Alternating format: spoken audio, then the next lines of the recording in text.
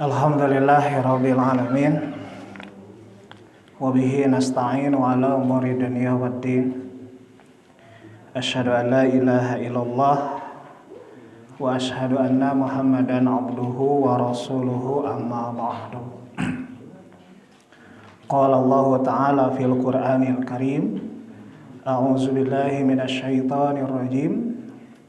Yarfa'illahu alladhina amanu minkum walladzina utul ilma darajat. Ikhwatu iman rahimakumullah. Alhamdulillah, puji senarang syukur sami-sami urang sanggakeun ka Allah Subhanahu wa taala.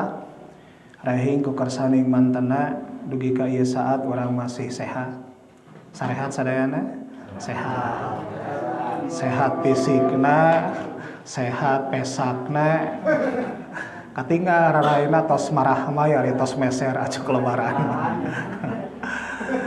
Dina kasempetan ayeuna sim kuring ditugaskeun ku pamuda kanggo ngabahas hiji bahasan anu hese pisan. Serem Ibu, ya, ninggal judulna oge. Studi komparatif konsep ilmu perspektif Islam dan perspektif Barat. Ieu teh lamun di kalangan mahasiswa mah disebutna kajian filsafat ilmu. Ari filsafat teh tinu kecapil jeung sapat. Ari pil teh gajah, ari sapat teh buntung. Jadi filsafat teh ilmu gajah buntung. Eta lamun serius. Tapi orang cobi menyederhanakan pembahasan ini dengan bahasa yang sebisa mungkin ya bisa dipahami oleh banyak orang.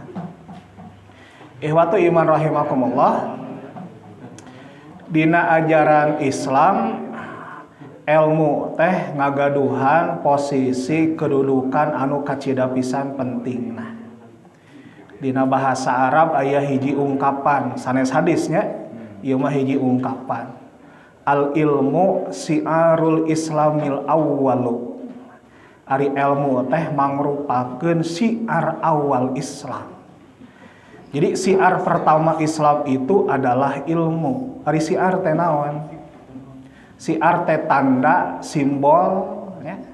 Jika istri ari siar istri naon? Ngangge kerudung. Sabab moal aya lalaki anu mangge tiung. Tah eta disebut siar. Jadi tanda simbol Islam yang pertama itu adalah al-ilmu. Itulah sebabnya di dalam Al-Quran ayat yang pertama kali turun dan diturunkan oleh Allah kepada Rasulullah SAW adalah Iqra. Iqra bismi rabbikal ladzi khalaq khalaqal insana min 'alaq Iqra wa rabbukal akram alladzi 'allama bil qalam 'allamal insana ma lam ya'lam. Jadi itulah kenapa Islam atau ilmu itu dalam Islam adalah syiar atau simbol yang paling awal dibandingkan dengan simbol-simbol Islam yang lain. Nu kadua dina ajaran Islam dijelaskeun jalmi anu berilmu beda posisina jeung jalmi anu bodoh. Tong disebut bodoh teh nya. Jalmi anu berilmu benten posisina dibandingkeun jeung jalmi anu teu berilmu. Naon dalilna? Seueur. Tadi dina surah Al-Mujadalah ya. Dina bubuka ku sim kuring diawaskeun urang sadaya tos pada apa? Yarfa'illahu alladzina amanu minkum walladzina utul ilma darajat. Allah pasti ya bakal ngangkat harkat darajat jalma-jalma nu iman di antara aranjeun jeung jalma-jalma anu dipaparinan ilmu darajatin diangkatna sababaraha darajat. Dina tafsir-tafsir upami ku urang dibuka dijelaskeun nu dimaksud diangkat harkat darajat sababaraha darajat teh boh harkat darajat di dunia boh harkat darajat engke di akhirat. Eta dina Islam. Jadi jalmi anu berilmu, jalma anu nyaho leuwih utama dibandingkeun jeung jalma anu teu nyaho. jalma anu pinter leuwih utama dibandingkeun jeung jalma anu teu pinter. Berarti mending pinter mending teu pinter. Mending pinter mending teu pinter. Mending pinter. Kumaha lamun urang teu pinter? Teu nanaon. Naon dalilna? Al mu'minul qawiyyu khairun wa ahabu ilallahi minal mu'minil dha'ifi wa fi kullin khairun. Bahwa orang mukmin yang orang mukmin yang kuat itu lebih baik, lebih dicintai oleh Allah daripada mukmin yang lemah, meskipun dua-duanya juga baik. Kuat ilmunya pinter ngaranna, lemah ilmuna kurang pinter ngaranna. Kuat hartana beunghar ngaranna, lemah hartana can beunghar ngaranna.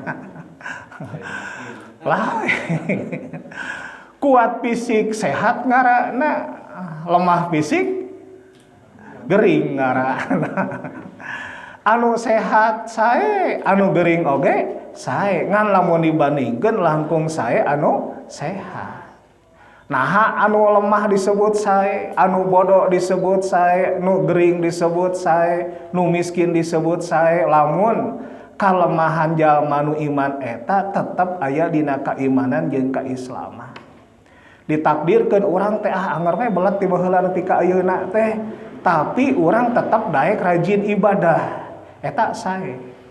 Bahkan dibandingkeun jeung profesor doktor anu tara salat, leuwih hade jalma anu teu nyahona naon tapi rajin keneh salat. Kitu dina Islam. Tapi lamun urang tiasa milih mending jadi jalma anu pinter, keur mah pinter rajin salat. Nah, tak kitu dina Islam.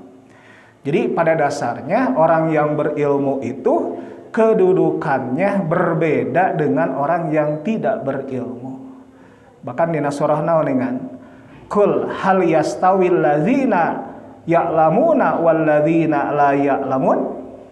Katakanlah oleh Muhammad, apakah sama orang yang tahu dan orang yang tidak tahu? Nah sami jalmi anu ilmuan jeung jalmi anu teu aya ilmuan. Teu kadah dijawab. Disebutna istifhamun inkariyun. Pertanyaan yang tidak usah dijawab karena semua orang juga tahu jawabannya. Bahwa orang yang berilmu pastilah tidak sama, pastilah berbeda dengan orang yang tidak berilmu. Bahkan di surat naon dengan ayat innama yahsallaha min ibadihil ulama'u. Jadi di antara hamba-hamba Allah anu sieun ka Allah teh mung al ulama'u. Al ulama'u di dieu hartina jalma-jalma anu boga ilmu. Lain hartina kiai, lain hartina ahbib, lain hartina ajengan. Da ayeuna mah geuningan loba kiai, loba habib, loba ajengan teu sieun ku Allah nya. Sanes di Indonesia sanes. Duka di mana? Aya seueur ulama teh justru mempermainkan agama dalam rangka mendapatkan kekuasaan, dalam rangka mendapatkan haddun dunyawiyun. Tah nu kieu mah teh disebut al ulama'u deui. Jadi jalmi-jalmi anu ngabogaan ilmu, orang-orang yang berilmu, itulah orang-orang yang takut kepada Allah Subhanahu wa ta'ala. Salajengna dina ajaran agama, lamun urang angkat-angkatan dina raraga milari ilmu, maka ku Allah bakal digampangkeun saurna perjalanan urang menuju surga. Hadisna tas pada apalnya. Man salaka tariqan yabtagi fihi ilman sahalallahu lahu tariqan ilal jannah. Sahajalma anu menempuh hiji jalan dina raraga milari ilmu, maka ku Allah bakal digampangkeun jalanna menuju surga. Tadi anu ti Lebak Muncang ngangebeus ka dieu dina raraga naon talabul ilmu digampangkeun ku Allah engke ka surga. Nah, ti alidhar sami saurna ngangebeus ti alidhar ka dieu bade naon bade milari ilmu sahalallahu lahu tariqan ilal jannah. Ku Allah digampangkeun jalan menuju surga. Nah, hoyong ka surga? Hoyong engal-engal ka surga? Nah, pami hoyong engal-engal mah enggak tipayun sim kuring ridho. Ihwatu iman rahimakumullah, bahkan dina hadis riwayat At-Tirmidzi dijelaskeun lamun urang kaluar bumi dina raraga milari ilmu, ternyata urang dikategorikeun ngalakukeun hiji aktivitas fi sabilillah. Man kharaja fi talabil ilmi fahuwa fi sabilillahi hatta yarji'a. Sahajalmi anu kaluar bumi dina raraga milari ilmu, maka dianggap ngalakukeun aktivitas di jalan Allah dugi ka uih deui ka bumina masing-masing. Matak supaya dianggap fisabilillah nalami, tos ngawas di dieu teh tong waka kalebak muncang, tong waka ka alidhira. Kacimaung heula. Jalan-jalan we kepes bade buka ka kara. Weh deui supados fisabilillah lami. Nah dina hadis lagi gitu apa? Hatta yarji tuh dihitung aktivitas di jalan Allah nate nepi ka urang uih deui ka bumi urang masing-masing. Ihwatu iman rahimakumullah, kan dina ajaran Islam mah ilmu atanapi pengetahuan teh sanes tujuan. Sekali deui, ilmu dan pengetahuan yang kita cari itu bukanlah tujuan. Al-ma'rifatu fil islami kal ilmi laisat goyatan walakinnaha wasilatun. Pami telepat kasauran Ibnu Taimiyah etanya. Jadi pengetahuan itu dalam Islam sama seperti ilmu. Laisat goyatan, itu bukan tujuan. Ya. Walakinnaha wasilatun. Ilmu dan pengetahuan yang kita cari hanyalah perantara saja, sarana saja agar kita bisa lebih mendekatkan diri kepada Allah, agar kita bisa lebih memberi manfaat yang lebih banyak kepada umat manusia. Anggota pemuda Persis tuh aya sarjana psikologi. Oyna keur kuliah S2. Nah naonan kuliah S2 kawin acan payu acan ceuk urang mah mending kawin heula. Misalkan itunya. Tapi kenapa dia mencari ilmu sudah level sarjana, mencari ilmu lagi, bukan tujuan. Nanti kalau sudah MSI, wah lihat saya sudah MSI, kamu SD. Tidak begitu. Karena ilmu dan pengetahuan yang kita cari itu bukan tujuan. Ketika kita sudah mendapatkan, kita bukan menganggap itu sebagai segala-galanya. Ya. Ustadz Hilman sekedap deui doktor ya.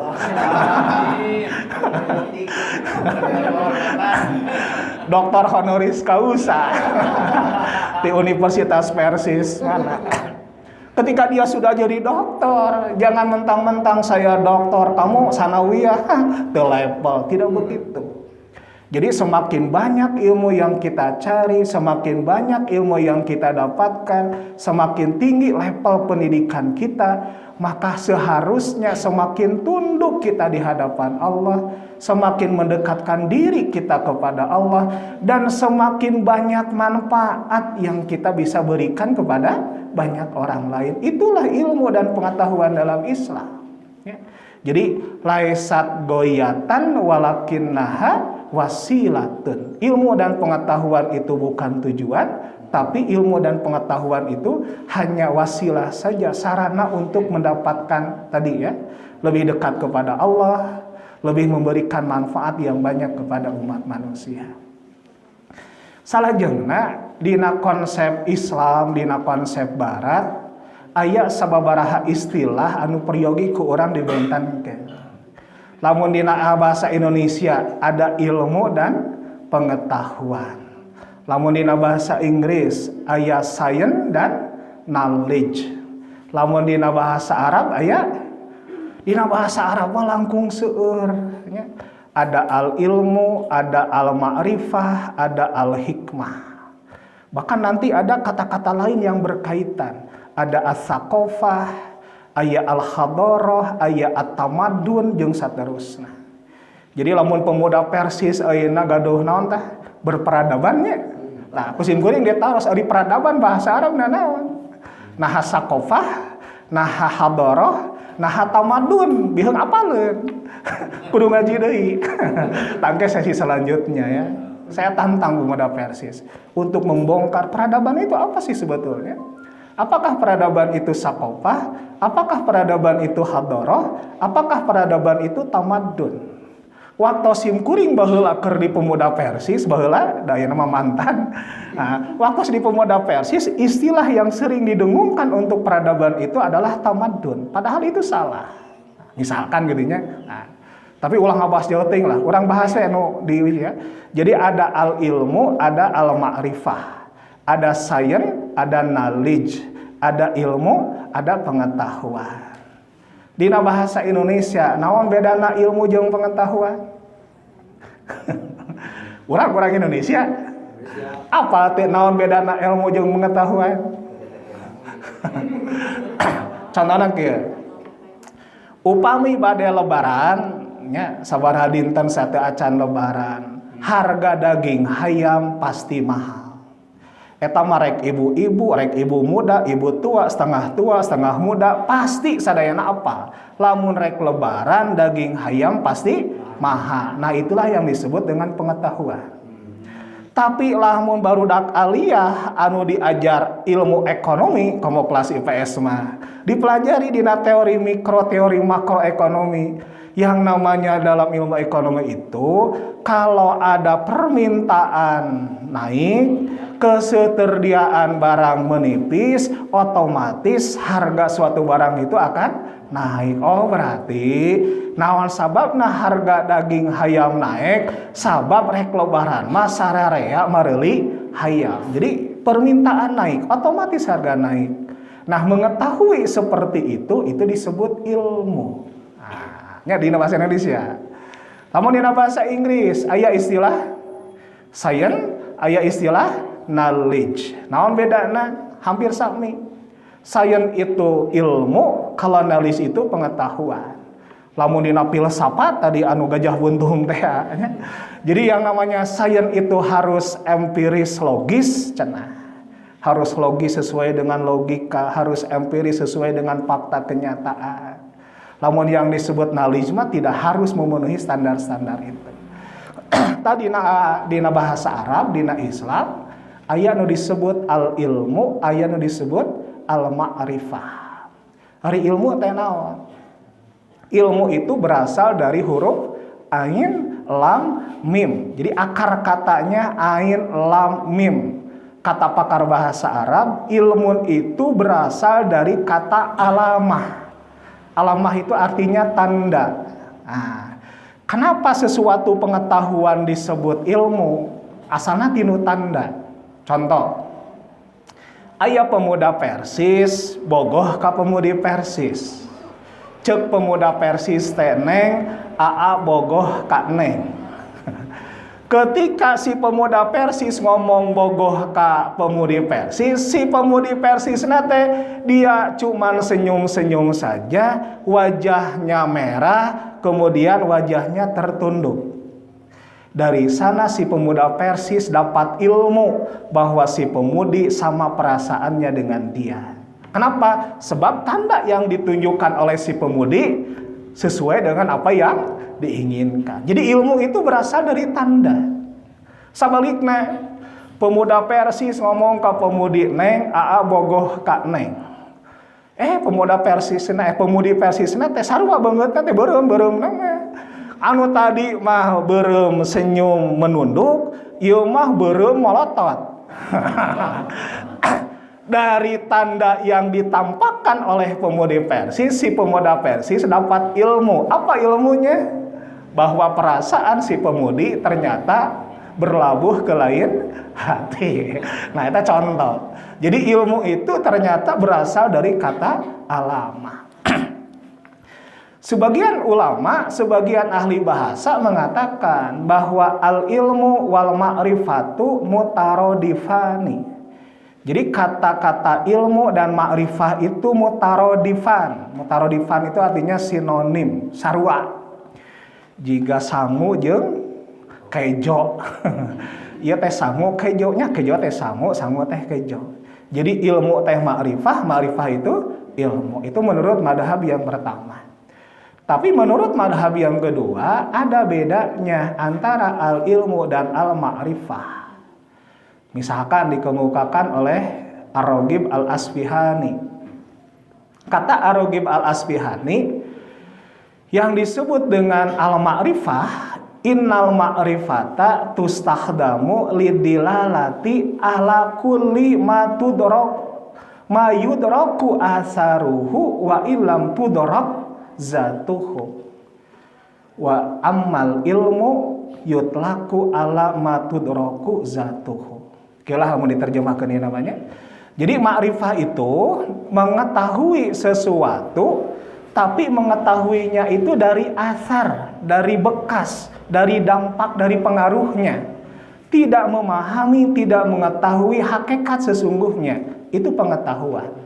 Tapi kalau ilmu, mengetahui sesuatu dengan zatnya, dengan hakikatnya.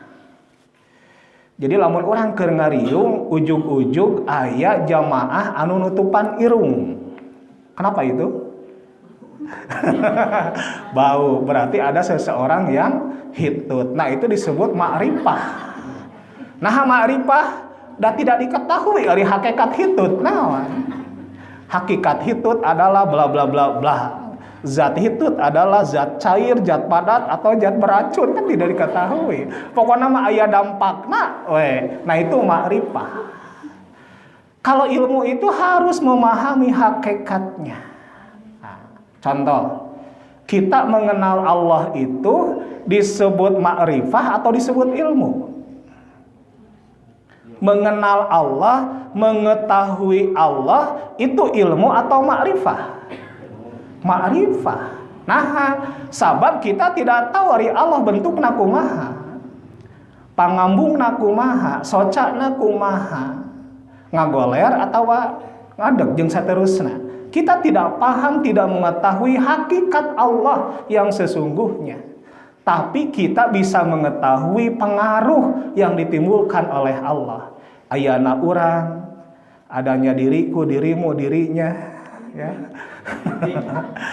Itu kan adanya kehidupan, adanya alam semesta raya, itu bukti-bukti pengaruh bahwa Allah itu ada. Tapi ketika ditanya bagaimana hakikat Allah itu, zatnya seperti apa, itu tidak mungkin bisa diketahui oleh manusia.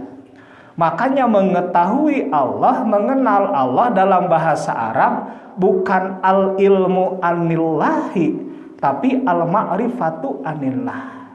Itu bahasanya ya. Aya dengan hadis-hadis palsunya. Tahu disebut hadis palsu lah. Ada sebuah ungkapan dalam bahasa Arab. Nah, salamatnya.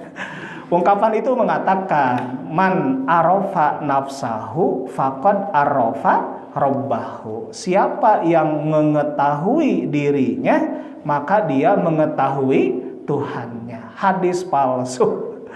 Tapi dari sisi struktur bahasa Arabnya sudah benar. Ya.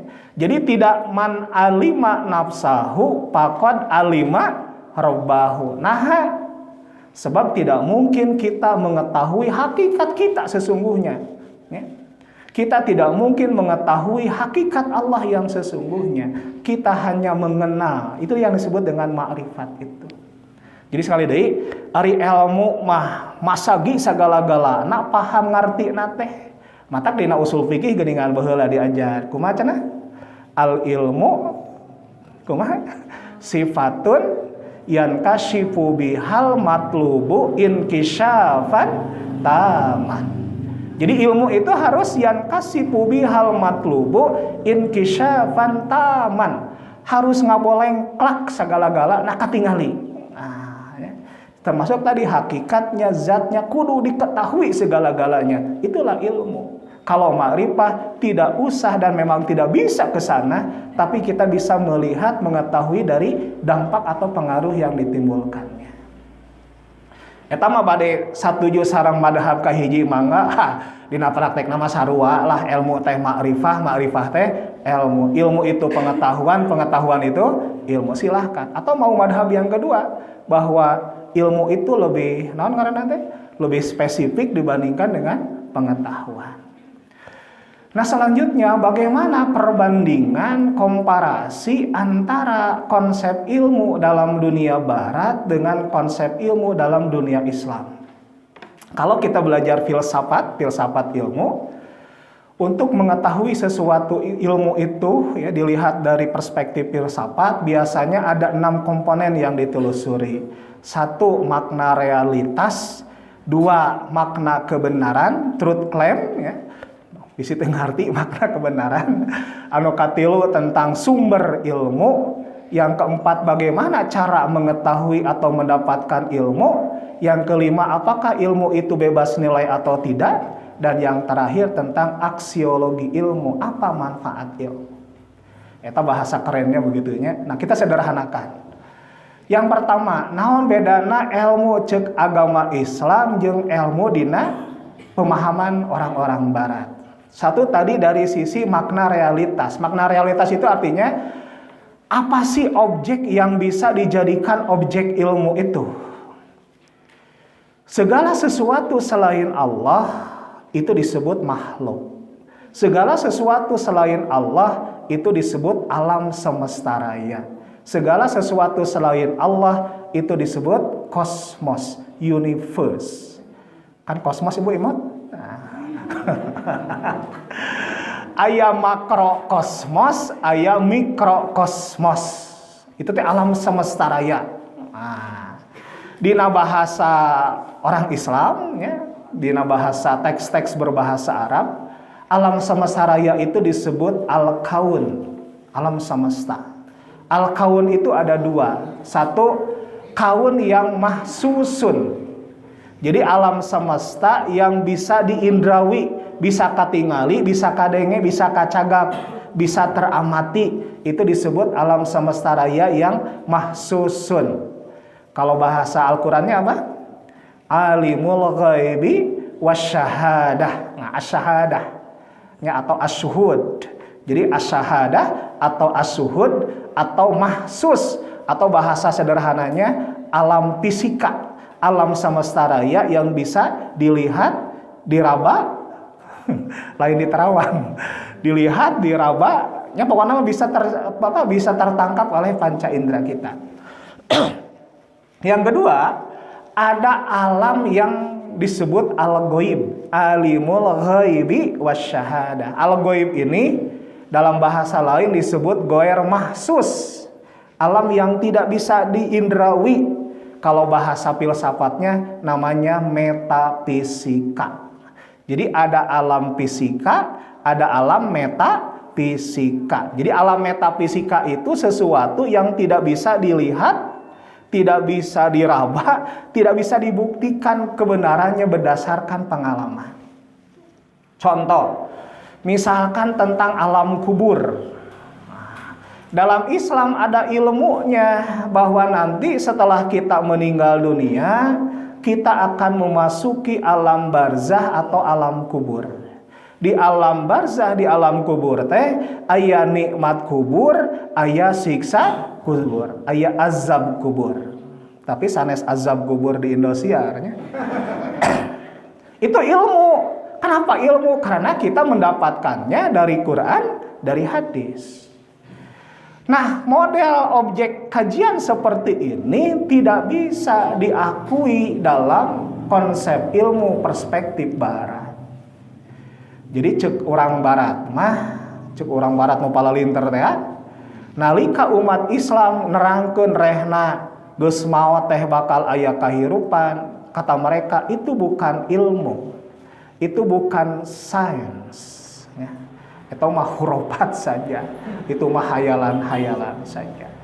Jadi nu kahiji dina pandangan orang barat mah nu jadi objek ilmu itu khusus sesuatu yang mahsus saja, khusus alam syahadah saja, khusus alam syuhud saja. sesuatu yang bisa dilihat, dipegang, diraba, dan intinya mah bisa dipahami oleh akal, bisa kejadian sesuai ya kejadian ya empiris sesuai pengalaman. Jadi sumberna eta. Sedangkan sumber ilmu dalam Islam itu atau objek ilmu dalam Islam itu mencakup syahadah wal ghaib. Ya. Allahu alimul ghaibi wasyahadah. Allah itu maha mengetahui perkara gaib, metafisika, wasyahadah dan alam fisika. Jadi dina Islam ilmu teh ngawengku kana perkara nu fisik jeung non fisik. Satu. Yang kedua, dari sisi kebenaran. Nah, jadi nu kahiji mah makna objek, nu kadua mah makna kebenaran ilmiah. Dina konsep ilmu barat nu disebut bener teh, ilmu disebut bener lamun ilmu eta teh bisa asup akal logika, nu kadua bisa dibuktikan ku kenyataan. Contoh, es itu dingin, nah api itu panas. Itu kan bisa dilihat, bisa dirasakan, bisa diindrawi istilahna malah. Secara logika logis nu ngaranna es tiis. Secara logika akal sehat logis nu ngaranna seuneu panas. Nah itu sesuai dengan kebenaran ilmiah versi orang-orang barat. Tapi kalau kita katakan ketika Nabi Ibrahim diduruk oleh sahabat teh teu si zaman dah saya. Ketika Nabi Ibrahim diduruk oleh Raja Namrud, Allah mengatakan bahwa api yang asalnya panas itu menjadi dingin. Jadi zaman Nabi Ibrahim diduruk, api itu dingin. Informasi ini, ilmu yang berasal dari Al-Quran ini tidak benar menurut kaidah ilmiah orang barat. Kenapa? Karena menurut logikanya dimanapun, kapanpun yang namanya api itu panas. Gitu ya. Itu cara membedakannya. Jadi sebuah ilmu, sebuah informasi, sebuah pengetahuan disebut benar kalau sesuai dengan logika, kalau sesuai dengan pengalaman. Itu versi barat. Kalau dalam Islam, ilmu itu disebut benar, pengetahuan itu disebut benar kalau bersumber dari sumber yang benar. Al-haqqu mir rabbika fala takunanna minal mumtarin. Kebenaran itu bersumber dari Allah. Maka kebenaran apapun yang bersumber dari Allah, Al-Quran dan As-Sunnah, maka yakinkan. Nah, jangan sampai kamu termasuk orang yang meragu-ragukan. Dina surah Al-Fil kan dijelaskan waktu zaman sabaheula teh di Makkah teh nya satu acan Rasulullah lahir. Jadi ketika ada pasukan gajah menyerang kota Makkah, maka kemudian si pasukan gajah itu dihancurkan oleh manuk ababil. Secara ilmiah ini tidak ilmiah. Maknya aya manuk ngaragrageun batu anu bisa maehan gajah. Gajah segede kitu bisa paeh ku manuk segede Pertanyaannya, manuk sakti apakah itu? Tidak logis, tidak sesuai dengan pengalaman umumnya, maka informasi dari Al-Quran itu tidak ilmiah. Itu bedanya. Dina Quran tadi, dina Quran, dina hadis dijelaskan engke urang di alam kubur bakal menang nikmat kubur, batur anu daroraka bakal menang azab kubur. Cek mereka itu tidak ilmiah, itu tidak logis, dan tidak pernah ada pengalaman orang yang sudah mati hidup lagi menceritakan dia mendapatkan azab kubur atau nikmat kubur. Berarti informasi Al-Quran dan hadis itu tidak ilmiah, tidak benar. Itu klaim kebenaran. Nukatilu, perbedaan antara ilmu dalam konsep Islam dengan ilmu dalam konsep Barat adalah dalam hal sumber ilmu. Dina ajaran filsafat barat, peradaban barat, mereka tidak mengakui Tuhan, mereka tidak mengakui agama, mereka tidak mengakui wahyu sebagai sumber ilmu pengetahuan. Ya, matak aya istilah dengan God is dead. Tuhan itu mati. Jadi ungkapan Tuhan itu mati maksudnya mah Tuhan mah tidak ada urusan lah. Geus we Gusti Allah mah cicing we tong ngurus-ngurus nu lain deui, kira-kira gitu. Ya. Biasana barudak IAIN tah baheula gitu teh. IAIN apalali. Jadi di dunia barat itu yang menjadi sumber ilmu satu logika, anu kadua pengalaman. Sesuatu yang sesuai dengan logika logis ngaranna. Sesuatu yang sesuai dengan pengalaman empiris ngaranna. Ya. Jadi sesuatu disebut ilmu, sumber ilmu kalau sesuai dengan logika, kalau sesuai dengan pengalaman. Wahyu tidak ada tempatnya. Ya, komo kang wahyu mah teu aya. Makanya ya di dunia barat itu tidak ada gitu ya. Sains tentang Al-Qur'an. Al-Qur'an itu bukan sains. Nah, karena Al-Quran itu berasal dari wahyu. Wahyu itu apa sih? Naon bedana wahyu jeung dongeng gitu kata-kata mereka itu. Nah, ari dina ajaran Islam justru sumber ilmu nu pangluhurna teh ngaranna al-wahyu. Jadi wahyu itu mengalahkan logika, mengalahkan pengalaman. Karena pengalaman orang relatif bisa saja berbeda satu dengan tempat yang lain. Logika orang juga bisa relatif ya, antara orang yang cerdas dengan yang kurang cerdas bisa beda. Maka yang lebih tinggi dari logika, dari pengalaman atau dari apapun adalah wahyu. Karena al-haqqu mir rabbika fala takunanna minal mumtahin. Nah, itu sumber yang paling membedakan itu ya. Tah di Indonesia IAIN atau UIN supaya teu katingali teuing baratna dimodifikasi. Nah, makanya di UIN Bandung itu slogannya adalah wahyu memandu ilmu. Ari filsafat barat ngan lantaran cicing di Indonesia bisi disebut sekuler teuing. Matak ditambahan wahyu memandu ilmu. Artinya mau tidak mau memang harus diyakini oleh orang Islam bahwa memang wahyu itu sumber ilmu dan pengetahuan. Bahkan ilmu dan pengetahuan yang belum bisa dipahami oleh manusia sekalipun oleh wahyu itu sudah disampaikan. Ya. Itulah keyakinan kita. Jadi nyalamun batur kitu orang barat nyakeun bae da maranehanana, tapi kita punya prinsip yang berbeda dengan mereka. 3. Yang keempat, yang membedakan itu adalah dalam hal cara mendapatkan ilmu. Bagaimana cara mengetahui? Tadi kalau barat nah pokoknya mah asal sesuai jeung logika, asal sesuai jeung pengalaman, itulah ilmu. Kalau dalam Islam banyak caranya. Dina surah naoningan wallahu akhrajakum mim butuni ummahatikum la ta'lamuna syai'a. Allah lah yang mengeluarkan kalian dari perut-perut ibu kalian dalam keadaan bodoh, tidak tahu apa-apa. Wa ja'ala lakumus sam'a wal absara wal afidah la'allakum tashkurun. Maka Allah membekali potensi kepada kita pendengaran, penglihatan. Ilmu yang didapatkan melalui pendengaran, penglihatan atau panca indera itu disebutnya idrakul mahsus.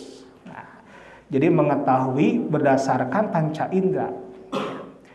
Nah, kemudian kalau al-afidah itu dua, ada at-ta'akkul, ada al-qalbu. At-ta'akkul itu proses memahami sesuatu menggunakan akal. Kalau al-qalbu memahami sesuatu dengan hati. Ada yang bisa dipahami dengan akal, ada yang bisa dipahami dengan hati. Benar teh? Narosna kadah ka pamuda, benar teh? Aneh. Unggal ngobrol jeung si eta, aduh deg-degan wae ya teh. Nah, itu dipahami dengan akal, dengan hati. dengan hati. Nya pemudi ge sami. Ninggal usah di hilman teh aduh ieu teh duka kumaha cenat-cenut. Ini tidak bisa dipahami dengan akal. Itu mah cuma bisa dirasakan dengan hati. Dan Islam itu mencakup semuanya. Dengan panca indera boleh, dengan hati boleh, dengan proses akal boleh, tapi level tertinggi cara mengetahui sesuatu ilmu atau pengetahuan itu adalah dengan al-khabarus shadiq, berita yang benar. Level tertinggi dari khabarus shadiq itulah al-wahyu. Kenapa saya gunakan istilah al-khabarus shadiq? Itu ternyata istilah yang digunakan oleh Ibnu Taimiyah, Imam Al-Ghazali dan seterusnya. Jadi cendekiawan muslim dulu sebelum sekarang ada filsafat yang rame-rame, ternyata para ulama itu sudah mengungkapkan istilah-istilah khusus dalam Islam. Salah satunya itu al-khabarus shadiq. Level tertinggi dari al-khabarus shadiq adalah al-wahyu, Al-Quran atau as-sunnah. Itulah sumber ilmu dalam Islam yang berbeda dengan sumber ilmu dalam filsafat barat. Kemudian yang kelima, cara membedakan konsep ilmu dalam barat dan konsep ilmu dalam Islam adalah poin tentang apakah ilmu itu bebas nilai atau tidak. Orang-orang barat pada dasarnya mengatakan ilmu itu harus bebas nilai. Jadi bebas nilai itu maksudnya pokoknya ilmu saja. Ilmu pengetahuan silahkan maju, jangan dipengaruhi oleh nilai-nilai yang ada. Ya. Makanya orang barat mah kalau seseorang ahli senjata, pokoknya menyeun senjata, weh. Urusan senjata eta rek dipakai maehan jelema, rek dipakai maehan jin, itu mah lain urusan. Yang penting tugas dia adalah ilmunya bagaimana mencari, menemukan senjata nuklir segala macam. Rek ngorbankeun jelema, rek ngorbankeun alam semesta, kaduli teuing. Nu penting ilmu saya merdeka. Nah, ini ada ilmu cloning cenahnya. Bolehkah manusia mengkloning manusia? Kalau menurut orang barat boleh, hari bisa mah. Monyet geus di-cloning, babi geus di-cloning. Sirup dukata. Ada ambisi, banyak orang barat tertantang, mereka ingin mengkloning manusia. Ya. Meskipun kemudian paus yang di Roma itu memberikan fatwa, cek paus teu meunang cek urang malah. Jadi ajaran Katolik tidak memperbolehkan ilmuwan mengkloning manusia. Ari ceuk Islam moal mungkin ya. Da sahade-hade na manusia, sahebat-hebat na manusia, wa ma utitum minal ilmi illa qalila. Ilmu ngeunaan manusia masa eutik keneh. Ya, moal bisa nyiptakeun hate, moal bisa nyiptakeun perasaan, moal bisa nyiptakeun ruh, moal bisa nyiptakeun potensi keagamaan. Jadi sehebat apapun ilmu manusia itu tidak bisa. Jadi cek barat mah pokokna mah ilmu mah bebas we. Klaim mereka seperti itu. Meskipun orang barat mengklaim bahwa ilmu mereka itu bebas nilai, tapi para pakar Islam mengatakan sebetulnya ilmu barat itu tidak bebas nilai juga. Karena ilmu mereka dilatar belakangi oleh ideologi, oleh peradaban. Nah, makanya nanti bahasan selanjutnya kalau mau kita bahas peradaban. Ya. Jadi sok sanajan nya maranehanana tidak mengakui agama, tidak mengakui wahyu, tidak mengakui Tuhan sebagai sumber ilmu, dah tetap maranehanana teh jalma-jalma anu hirupna aya nilai-nilai keagamaan, nilai-nilai kepercayaan, nilai-nilai adat kebiasaan. Itulah kultur dan kepercayaan orang-orang barat. Jadi meskipun mereka mengatakan ilmu kami bebas nilai, tidak. Makanya nanti kalau kita belajar di UIN, ya, kita belajar ilmu-ilmu agama, hati-hati ketika menggunakan metodologi barat. Nah, misalkan kajian tafsir hermeneutik surah Al-Kafirun. Jangan kaget kalau nanti kajian hermeneutik surah Al-Kafirun mengatakan orang Kristen, orang Hindu, orang Buddha itu bukan orang kafir. Kenapa? Karena metodologinya hermeneutik. Dari mana hermeneutik itu? Itu ilmu barat. Meskipun kata orang barat ilmu kami bebas nilai, tidak bisa. Tetap saya ada ujung-ujung nama orang barat agamana Kristen, Yahudi dan seterusnya. Nah, sedangkan dalam ajaran Islam nilai-nilai ilmu itu semuanya harus bersifat robaniyun. Ilmu apapun itu harus bersifat robaniyun. Rek ilmu agama, cek orang marek ilmu umum. Jadi harus robaniyun. Robaniyun itu artinya apa? Bersumber kepada Allah, atas nama keridhaan Allah, dalam rangka mendapatkan keridhaan Allah. Meskipun ilmu itu kan ada dua ya. Ada ilmu fardu ain, ada ilmu fardu kifayah. Bisinya, saya pemuda Persis, S2 saya psikologi, apakah itu termasuk ilmu Islam? Jadi para ulama menjelaskan, Syekhul Islam Ibnu Taimiyah, Imam Al-Ghazali menjelaskan, ilmu itu ada dua. Ada ilmu fardu ain, ada ilmu fardu kifayah. Ilmu fardu ain artinya ilmu yang masing-masing kita wajib menuntutnya sampai mati, sampai menjelang kematian. Ringkas mati pada mal ngaji deui. Sampai menjelang kematian kita wajib. Ilmu apakah itu? Ilmu yang berkaitan dengan memahami dan mengamalkan rukun iman dan rukun Islam. Meskipun kita kuliah di teknologi nuklir, misalnya, meskipun kita kuliah di bioteknologi, tetap belajar ngeunaan salat mah kudu. Belajar tentang akidah mah wajib. Dari siapa saja. Yang kedua, ada ilmu fardu kifayah. Ilmu fardu kifayah teh naon? Ilmu yang tidak berkaitan langsung dengan rukun iman dan rukun Islam, tapi diyakini akan memberi manfaat buat umat Islam. Umat Islam wajib mempelajari ngan wajibna wajib kifayah. Tu kudu kabehanana asal aya perwakilanana we. Aya pemuda Persis yang kuliah di jurusan teknologi nuklir, bagus. Ada pemudi Persis yang kuliah di jurusan kedokteran hewan, bagus gitu ya. Ada yang belajar di jurusan psikologi, bagus. Ada yang belajar di jurusan ekonomi makro, ekonomi mikro, bagus. Ada yang belajar mempelajari peternakan, fakultas peternakan, bagus. Jurusan ilmu ngangon, bagus. Pokoknya mah asal aya manfaatna ke umat Islam, kudu aya perwakilan umat Islam yang mempelajari. Nah, itulah ilmu yang disebut fardu kifayah. Nah, yang terakhir, cara membedakan antara konsep ilmu dalam perspektif Islam dan dalam perspektif Barat adalah dalam hal aksiologi ilmu. Aksiologi itu artinya manfaat. Pada dasarnya kalau orang Barat, ya, bangsa Barat, peradaban Barat itu prinsipna nu ngaranna ilmu mah ilmu we. Ilmu itu tidak ada kaitannya dengan moralitas, ilmu itu tidak ada kaitannya dengan amal. Pokoknya mah ilmu itu independen. Itu orang Barat. Makanya jangan kaget kalau orang-orang Barat itu mereka paling depan menciptakan senjata pemusnah massal. Lamun nuklir nu aya di dunia ayeuna ngajelegur kabehanana, hancur dunia.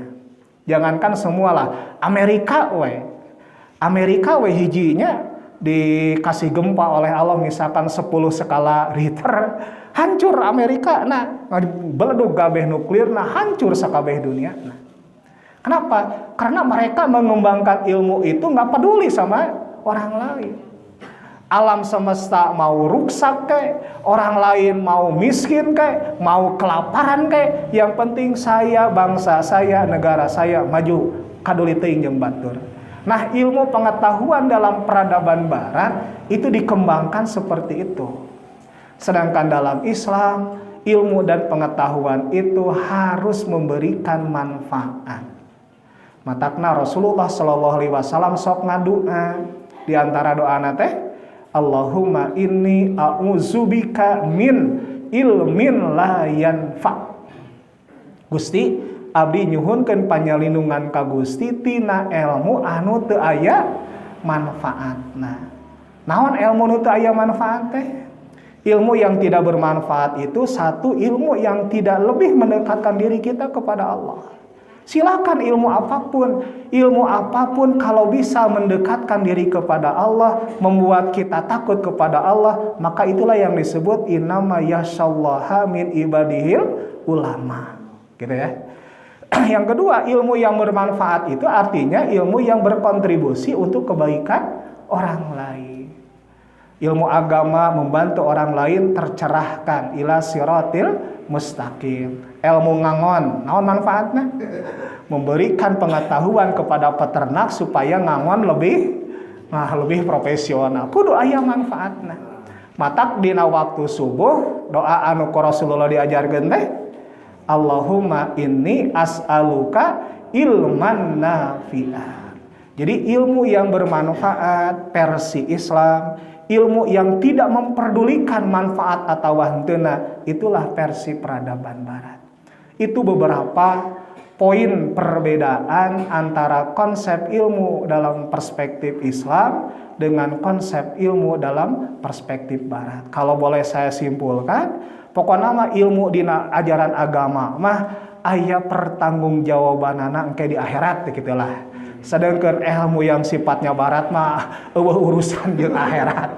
Akhirat mah teuing aya teuing itu aja yang paling membedakan antara kita dengan mereka.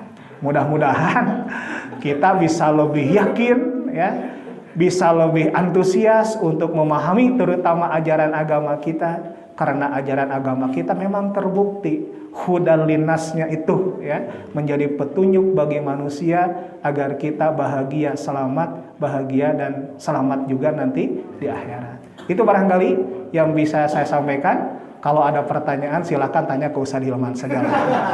Aqulu qauli hada wa astaghfirullah li wa lakum. Walhamdulillah. Assalamualaikum warahmatullahi wabarakatuh.